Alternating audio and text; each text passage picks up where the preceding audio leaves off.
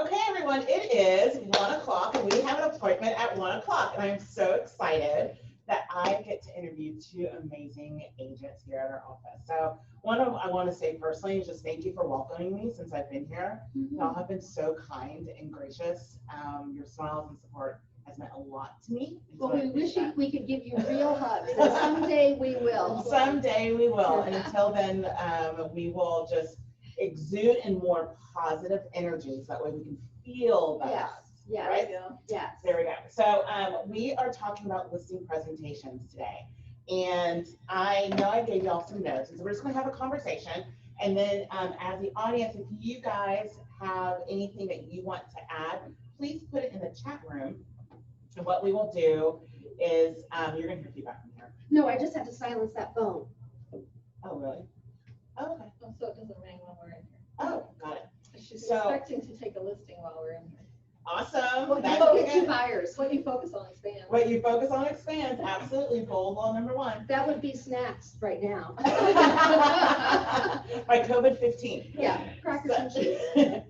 And so I just kind of want to get into it because I know there's a lot of great information. Like I said, if there's anyone in the chat room, we'll need some time for questions, probably in the middle or towards the end. So one of the things I just kind of want to, let's just start off with your numbers. So what is your goal for listings this year? Well, when I planned last year what my listings were going to be this year, it was 100. Okay, and so what was your listings? new goal? So now after COVID, my COVID goal is 80 listings this year, Okay, and then we're not even halfway there yet. So Okay. I'm working really hard to ramp up to cool. reach that. And how about you? Well, my plan was a little bit different this year. I was actually going down in the number of listings, but I was bringing the average price up per listing. So my goal of listings was 24. Okay, that's awesome. So when it comes to your listings, how many appointments do you need to go on to get like one listing? Like what is your, do you have that conversion? I would say like 1.5.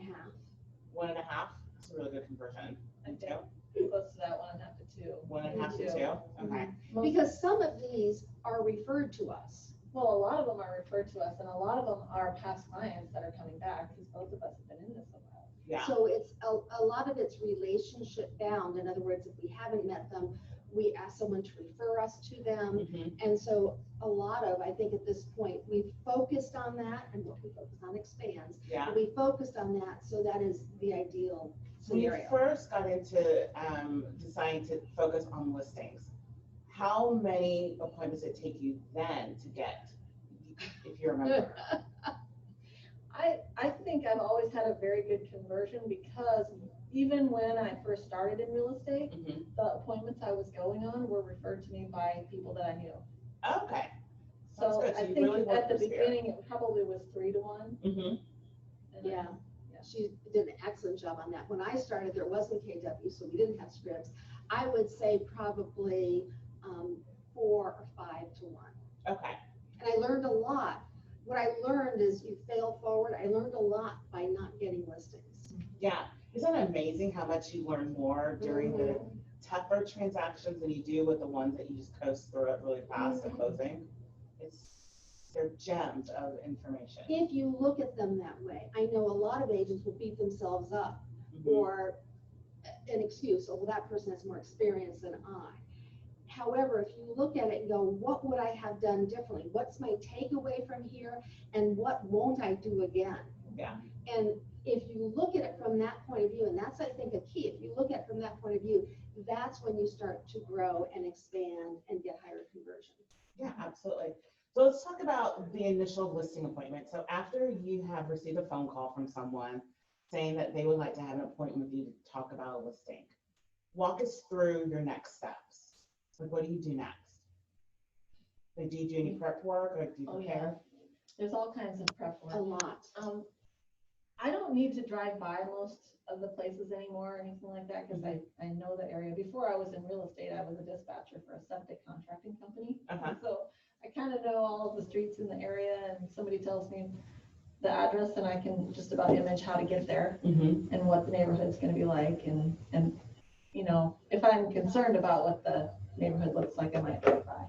Okay. But for the most part, it's all online research. You know, you're looking up the permits, you're looking up the realist report and the basic county record as well as the realist report, Mhm.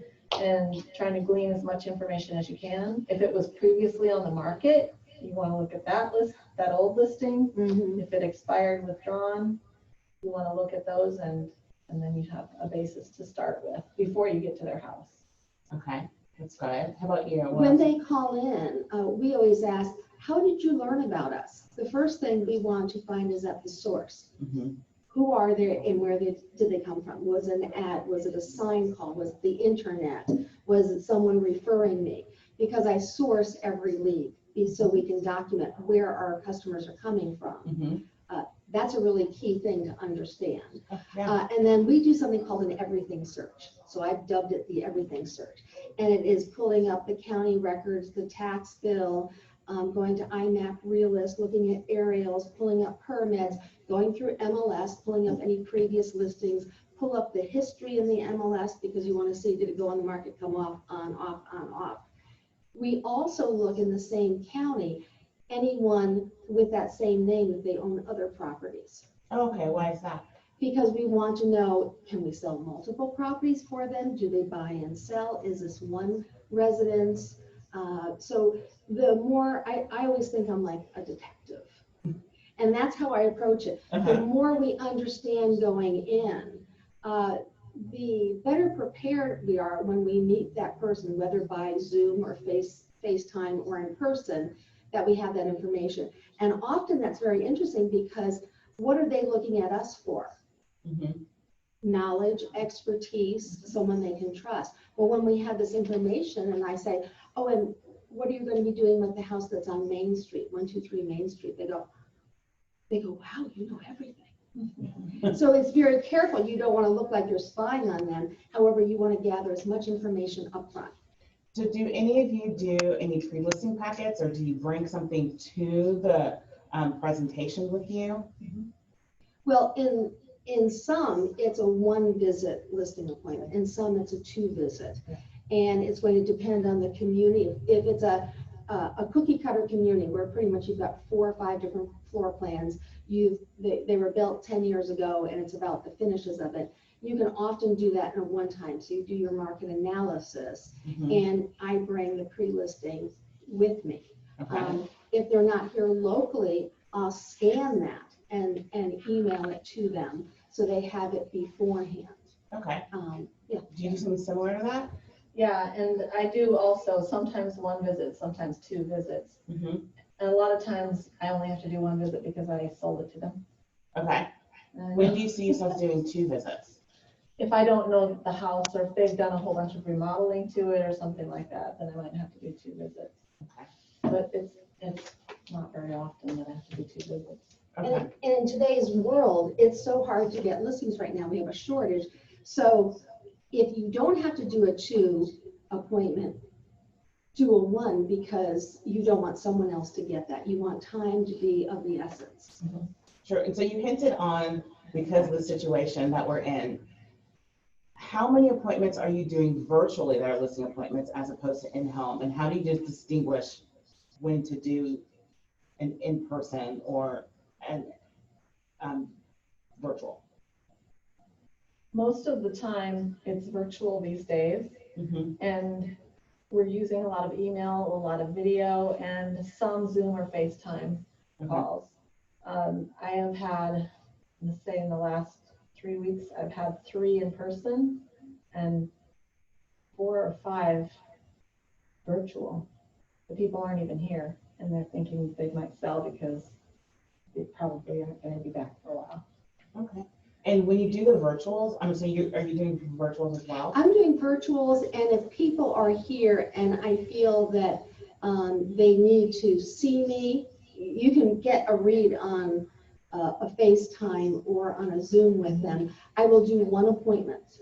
It's 1 appointment to sign paperwork. We go through everything up front, and if I can tell that they want to see me, I bring the paperwork. I explain I'm going to be wearing a mask, keeping my distance. We go through it there and sign it, and that's it. Okay. For their comfort level. Yeah. So when you're at the appointment, now let's talk about the listing presentation, that you brought your listing presentation. So when, This is my pre-listing oh, that's your package. pre-listing packet, okay. This is something I leave with them.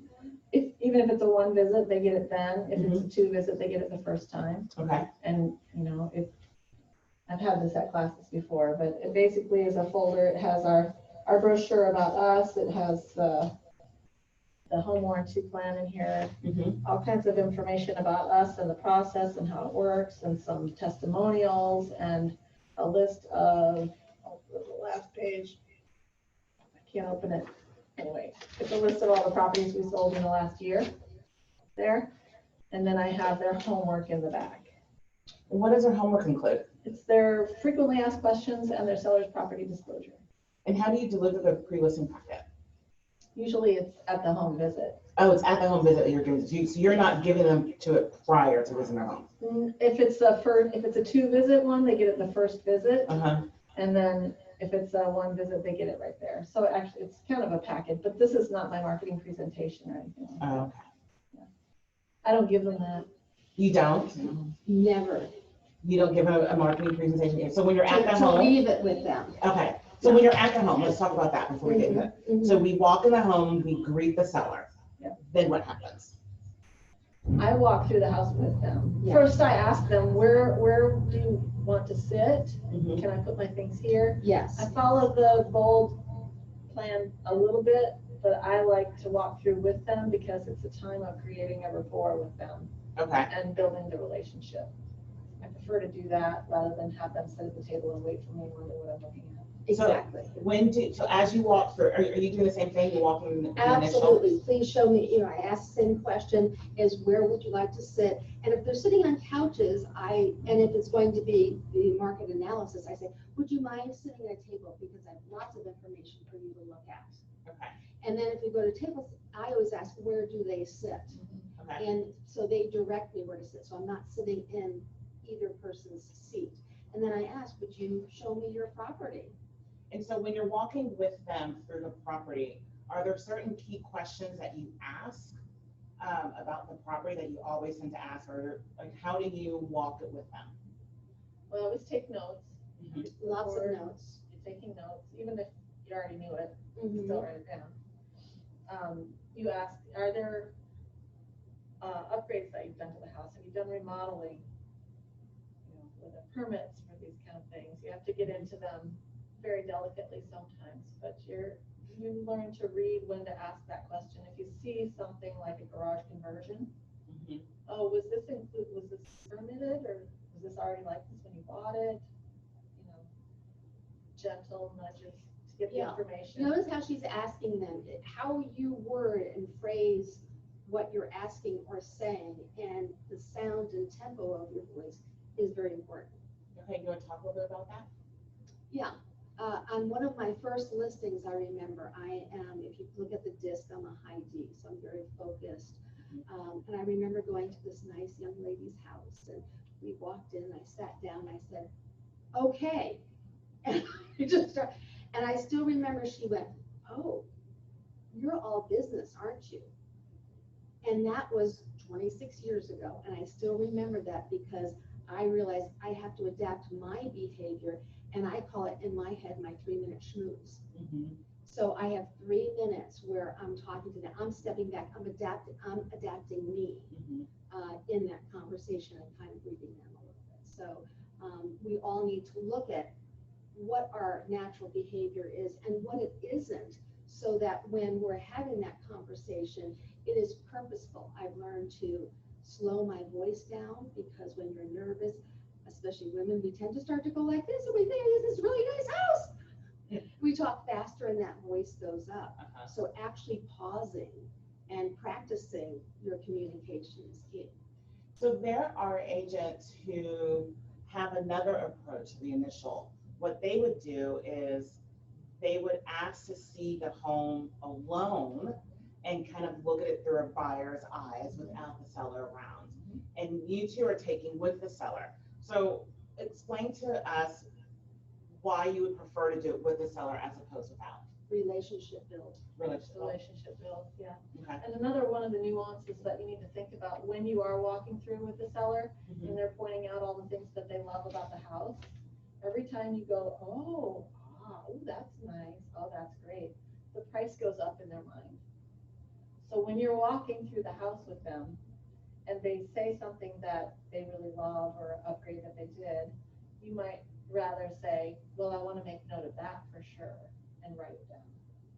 That's interesting. So then you're saying like sometimes, because we might go through the home with them and think to ourselves, we need to validate that they have a nice home. So we might go, oh my God, that's beautiful, or you did such a great job to that. And they're equating, oh, I'm going to get that high price that I want. So it's almost putting you in a disadvantage when you're having that pricing conversation later on. Yep. Well, they may be saying in their kitchen, they put in hunter green cabinets because they love that. And they go, yes, we spent $25,000 on these cabinets, do you see? And if you're trying to make nice with them, you're going, oh yes, well, you don't want to do that. Say, oh, okay. And so I'm going to make note of that. What I do is I write down a lot of things, sometimes what we already know. And as I'm going through, I write down on the right side what needs to be done or could be a detractor. Okay.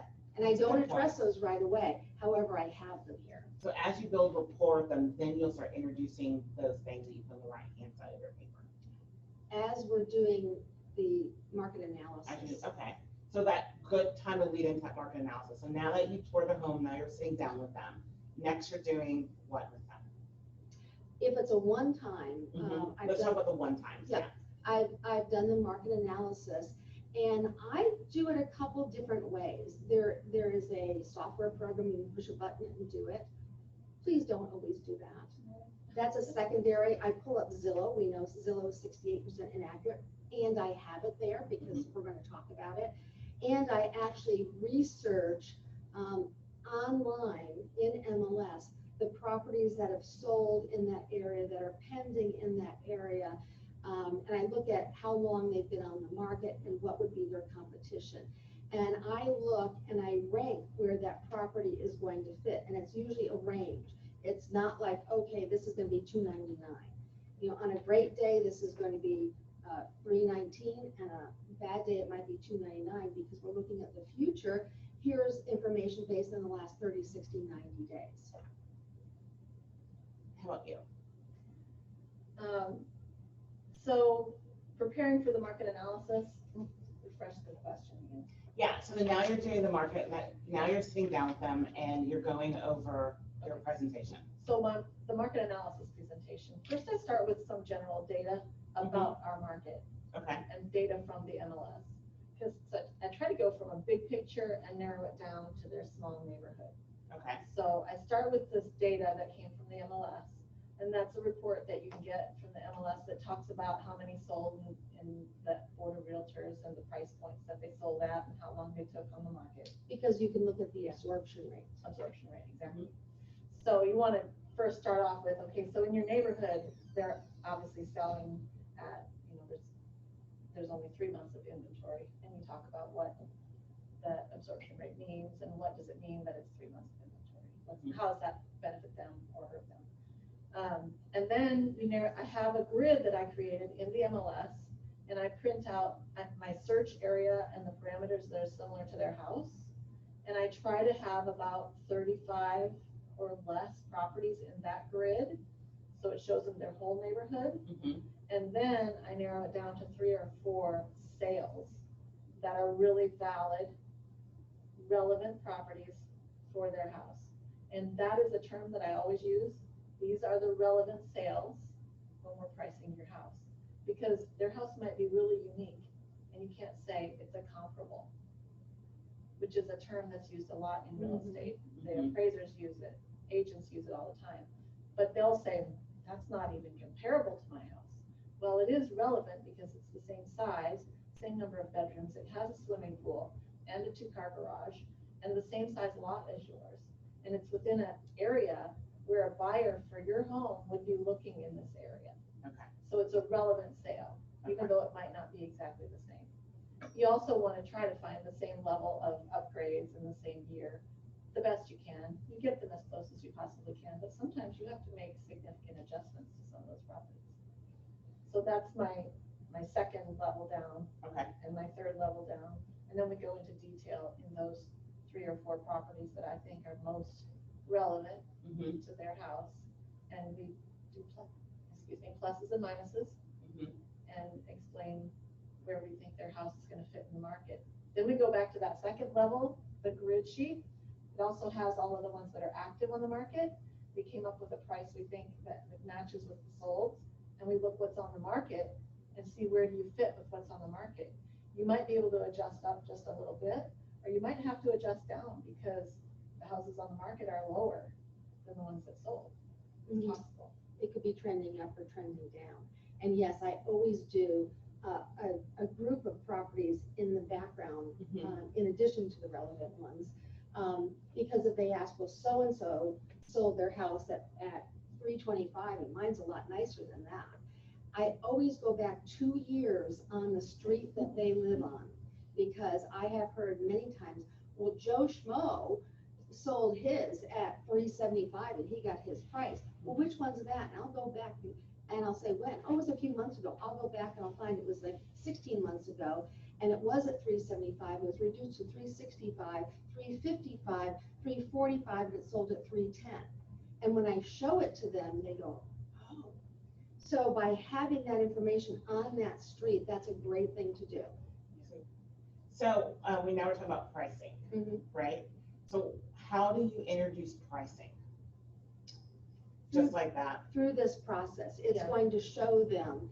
And I ask those questions, and during that process, as you're going through the top 3, with what's your competition active on the market, and what's pending and what has sold, and looking at that and saying, okay, so let's look at our house, and does it have the amenities this house has? And I wait for them to say, no, they have this and they have this. Okay, so at this point, you'd agree that this house offers a little bit more than yours.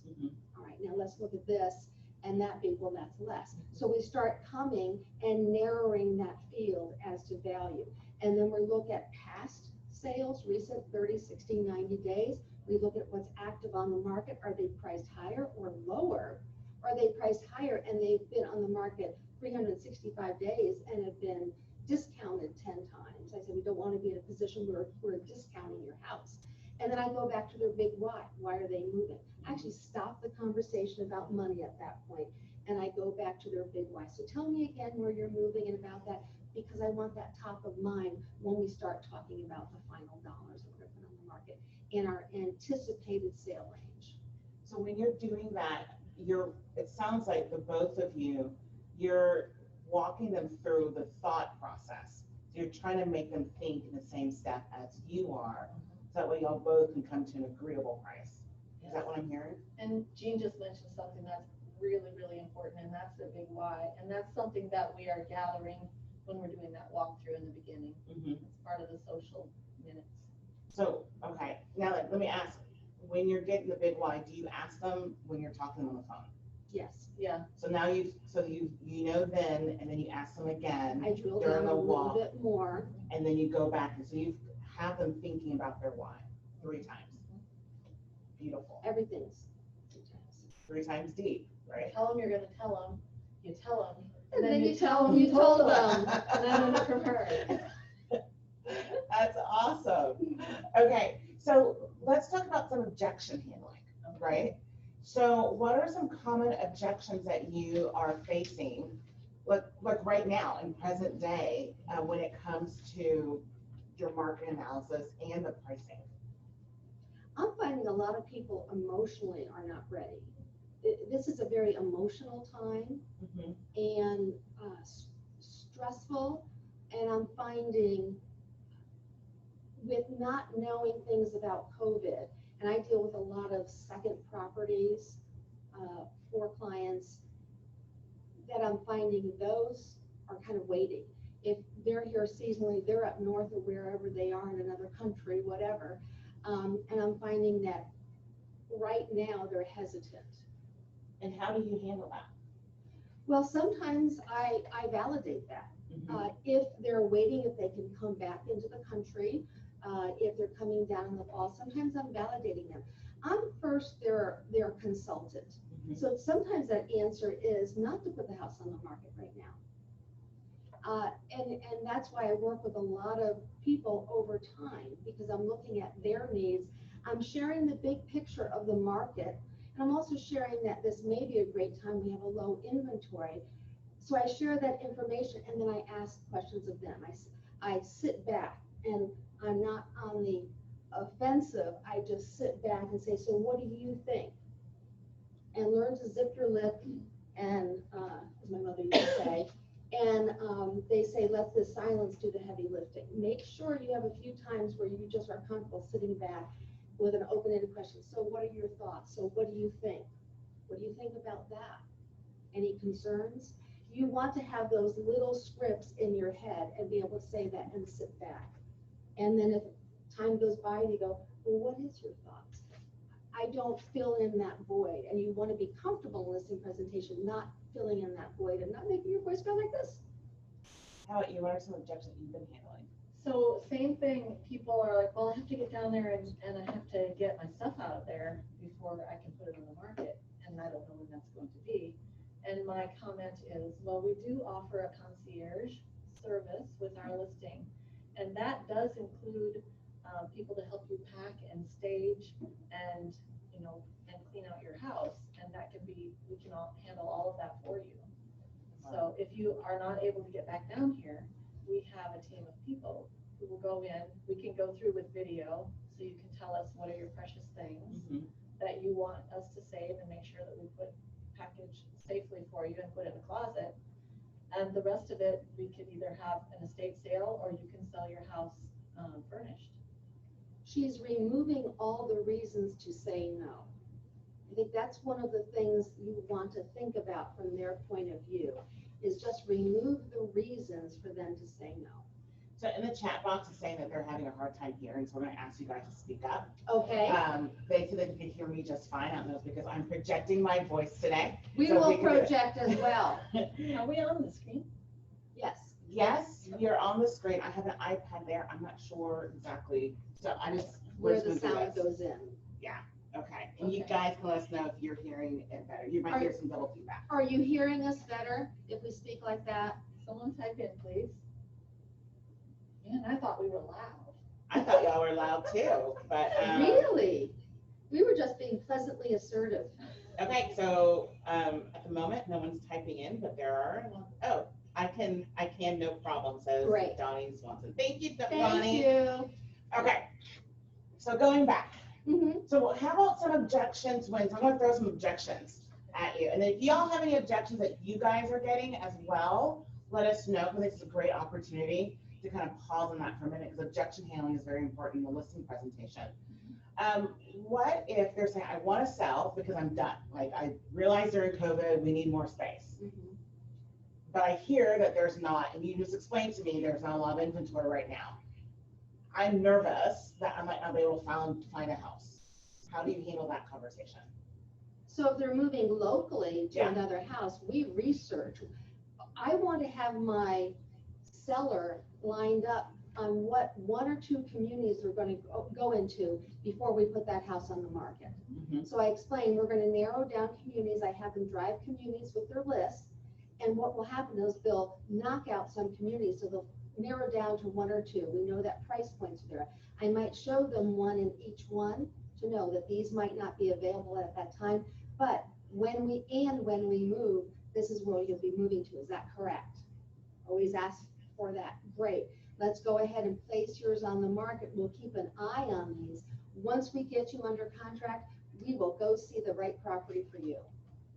Okay. And when you get an offer and we have an accepted offer, we will immediately be looking at those properties to find one that's available for you. Exactly. And I have been very successful in the past with my listing clients negotiating a lease back for them in the houses that they're currently living in. And in this market and this environment that we're in right now, it's even been easier to negotiate that, because a lot of the buyers who are buying for January, and they're not planning to come down immediately. That's a great So- close. So we're able to negotiate a time for you to stay in this house while you find your next house. And it can be a few weeks up to a few months, and I've been very successful at negotiating that on my client's behalf. So everyone, make sure you look at the lease back addendum that goes with the contracts. Make yourself familiar with them. All of this is making yourself familiar with all the listing paperwork, with sale paperwork before you go out there. One of the things I always stress is, as we're newer, a lot of times people will wait and say, okay, well, I'll get a listing presentation when I've got a listing. Oh, I've got a listing appointment. Now I've got to practice my presentation. No, you practice in advance. One thing I look at is you don't want to practice on a customer. So like the average commission is probably about, right now, we're selling about $265 is kind of the average price in the area. So your average commission is a little bit over $7,000 when you look at that. And if you do a fabulous job, you should be getting 2 buyers or 2 referrals from that. So you're not looking at $7,000 that you're practicing on because you didn't practice ahead of time. You're looking at the next one. You're looking at $21,000. You're capping. Pardon? Yeah, That's a cap. yeah. You're looking at that, not just one appointment. So you practice in advance. Practice to a friend. Practice on Facebook with someone. Practice to a mirror. How many mirror practices do we do? I used to do it in the car wherever I drove, and I would talk so that I got my voice correctly. I would be calm, relaxed. I pause. Yeah, I practiced into the video on the iPad, practiced into that, so you can then look at yourself. Where did you stutter? Were you looking at the people? You know, where do you need to improve on your practice? So, and it's really great to hear yourself because it's weird. Jenny said that before too. It's weird to hear yourself. Yeah, I hate my voice. I don't like to hear it. Yeah, one of the things I always say, and was my biggest thing, I had to learn to get over myself. Yeah, I had to learn to get over myself. I agree. And so that's important. And one of the things I also learned from Face is that when I was concentrating, I would be like this, and I actually looked mad. And so I would learn to relax my face. I would learn to lean back slightly, have a slight smile.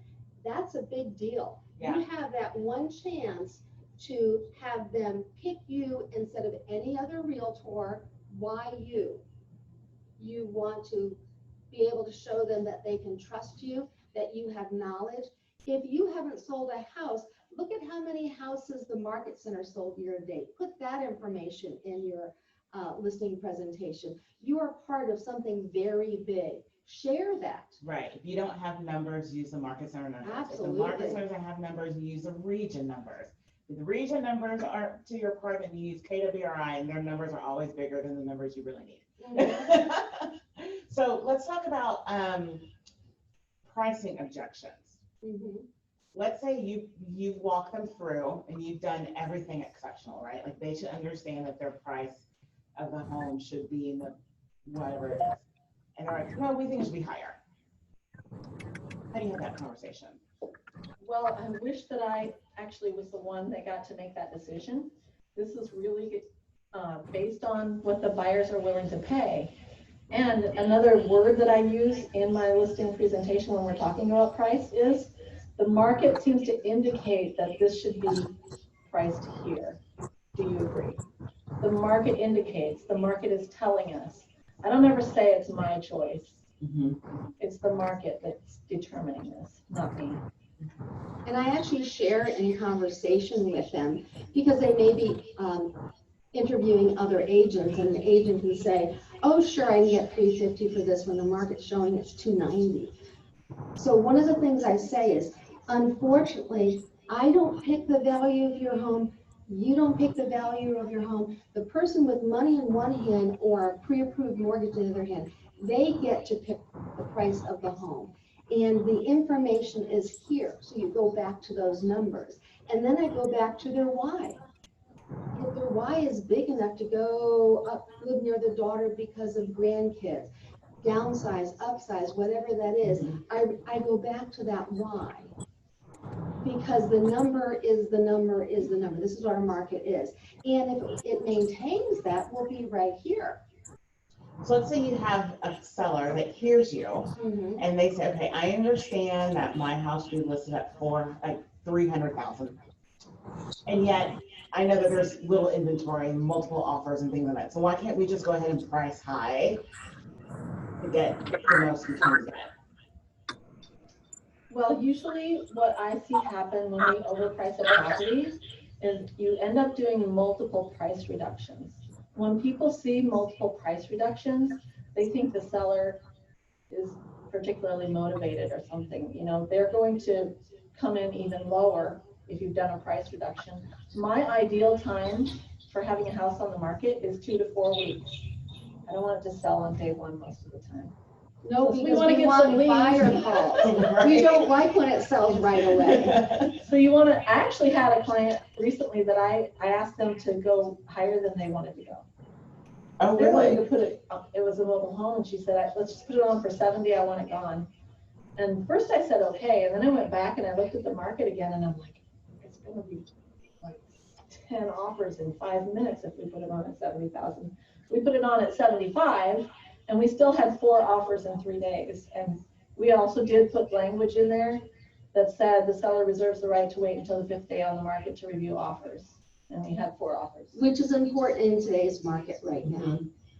So my answer to that would be is I would go back to the property that sold, Mm-hmm. that was at the 350, if that's what they want to do, and say, oh, so let's look at the one that did just sell at 350. Well, that had a pool and this had another 200 square feet. So, and then I just get quiet. Again, you're having them think. Yeah, exactly. So you want to have that conversation. You can talk about that, or I do go back to listings, and I specifically will go back to history. So if there's a listing up there that's a competition, I'll say, okay, so remember they went on the market at 370 and they went down to 360 and then 345 and they're still on the market. Tell me again where you're going and what your goal is. And then another objection that we've all had is the commission objection, right? Well, agent A over at brokerage B will list at 5%. Will you do that? I recently had this happen. In fact, I was at the listing appointment and they said, well, you participate with Ideal Agent, right? And I said, I have no idea what Ideal Agent is. I've never heard of that. And they said, oh, the person who told us to call you said that you would certainly be involved with that. Let's look it up. I don't know what it is. And they said, well, I'll tell you, they list it for 2%. And I said, so the whole listing is 2%? Like you only pay 2%? Yeah.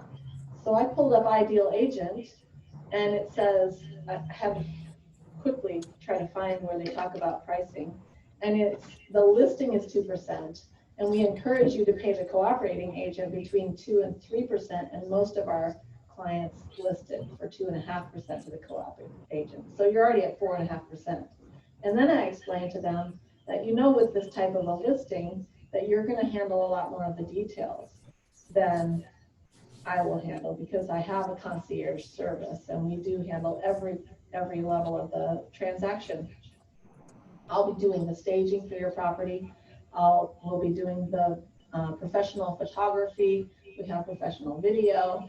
We have all of these things that are on my list that we do. Now, with Ideal Agent, I don't know if you're going to get that. Another thing is, when you use a discounted broker, you might get what the average is price for your home.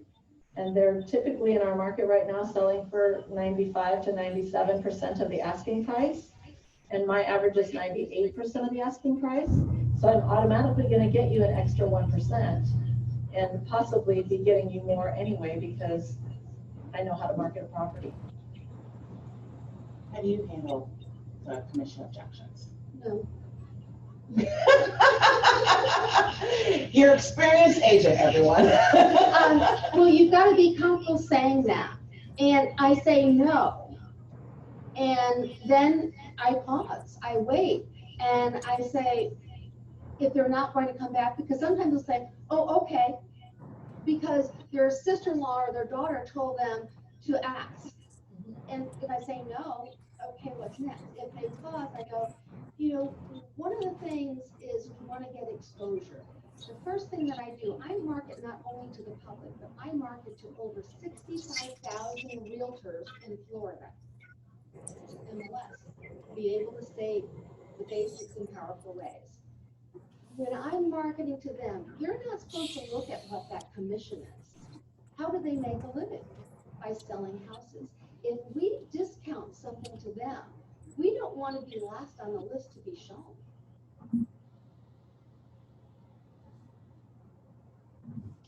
So when do we want to get on the market? And I just go on to the next one.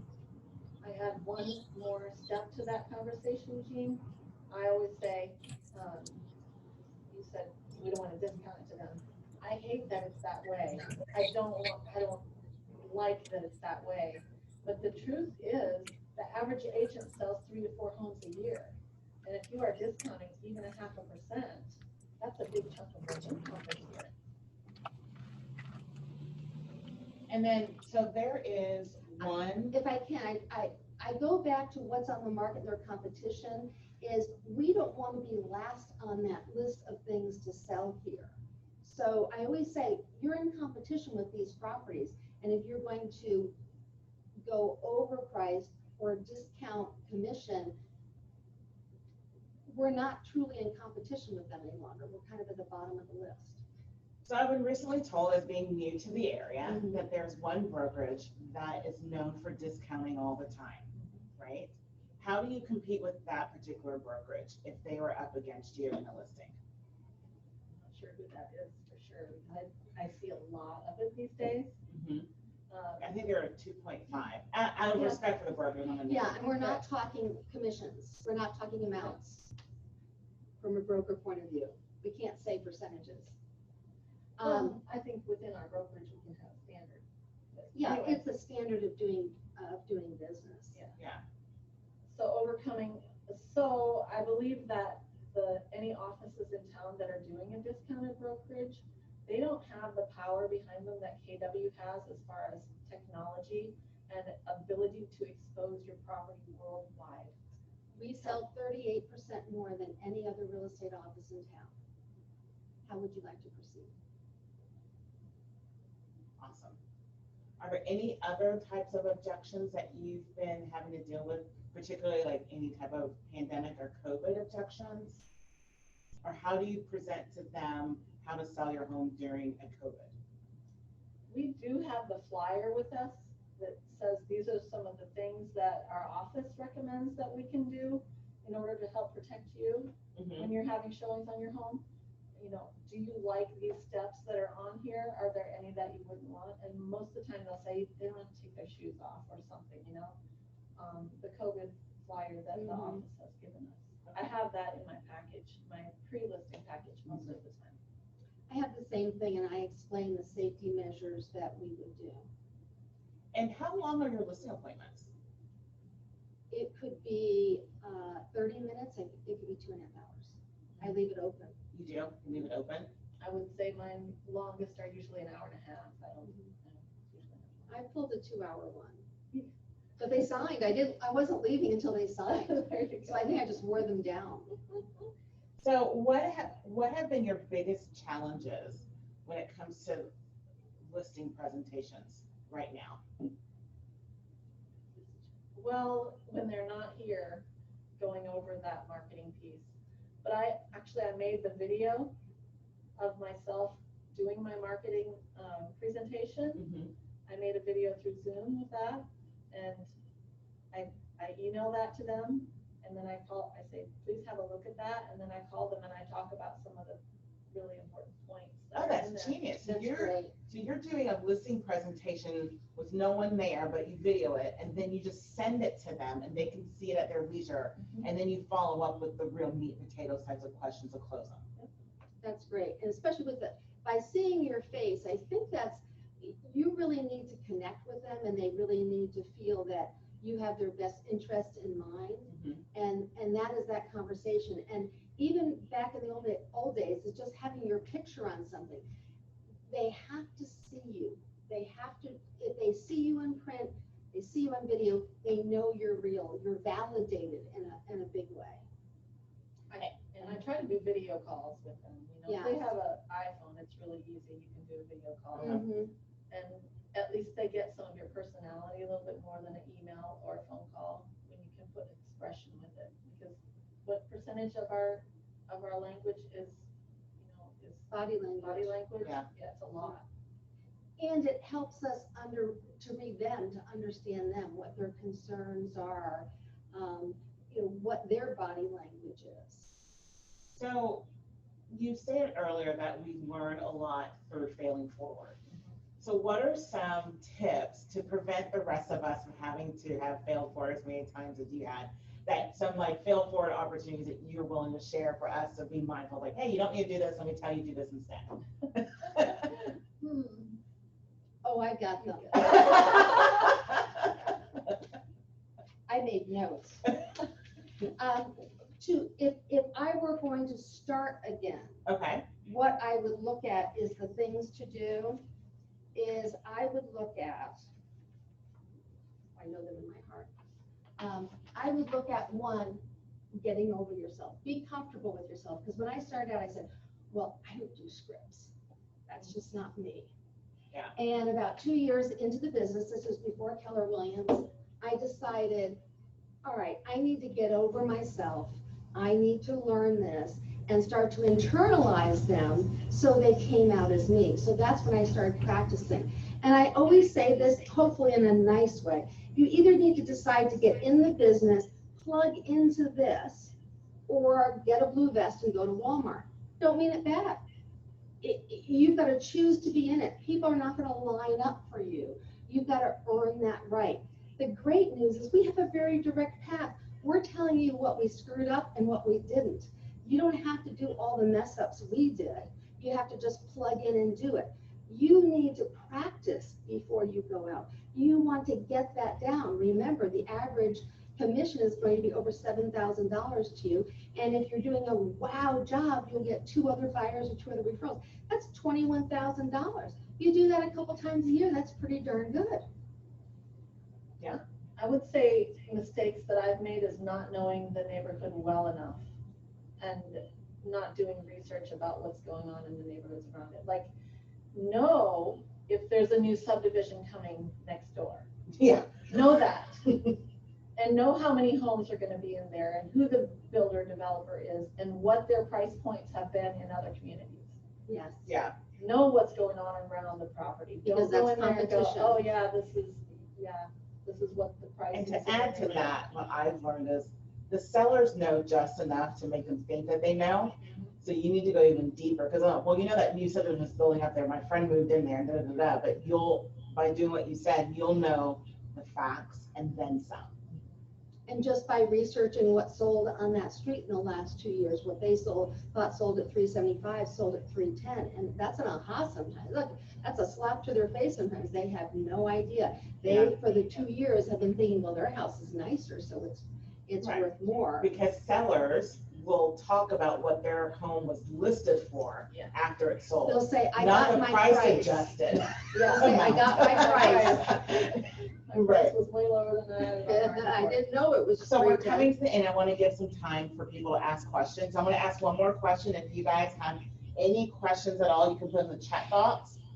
My question is, what haven't I asked you that I should have asked you today? That you were like, I would really like you to know this about the listing presentation. Relationship building. And what do you mean by that? Right now, you want to build relationships with your barber, your hairdresser, the produce market. You want to build relationships with everyone so they understand your